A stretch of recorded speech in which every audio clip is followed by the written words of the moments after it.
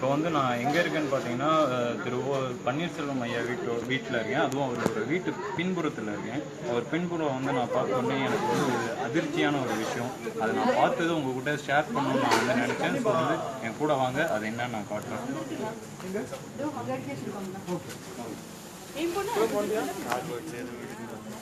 அதாவது இவங்க வந்து பின்புறம் வீட்டோட பின்புறத்தில் தனக்குன்னு ஒரு மாடுங்க வந்து இங்கே வளர்த்துட்டு இருக்காங்க. அதுவும் இல்லாமல் அது பராமரிக்கிறதுக்கு சுத்தமான இடமா மெயின்டைன் பண்ணுறாங்க. இது உள்ள செப்பல் கூட வந்து போட்டு உள்ளே விடுறது இல்லை.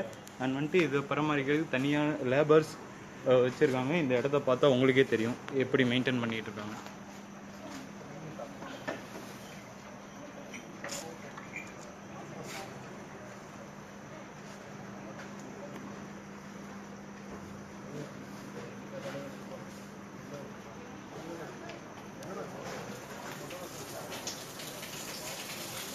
அதை மட்டும் அப்படியே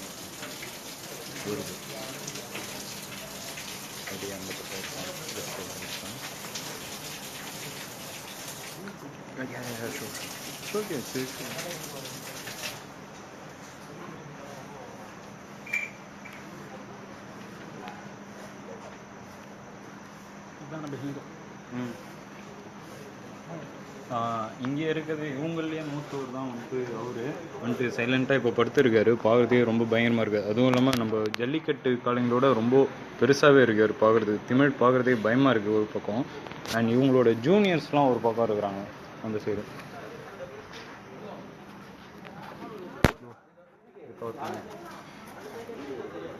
இந்த சைடு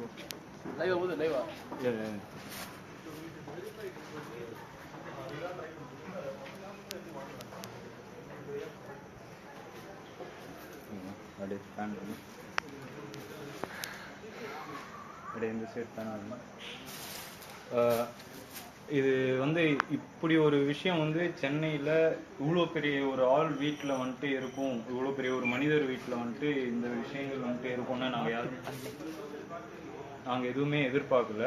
ஸோ பாருங்கள், இதுலேயே வந்து சில விஷயங்கள் உங்களுக்கு புரிய வந்துடும்.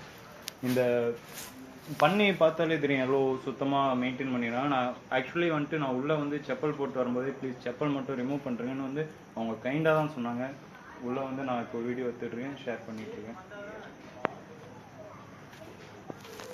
ஐயோ ஃபினிஷ்.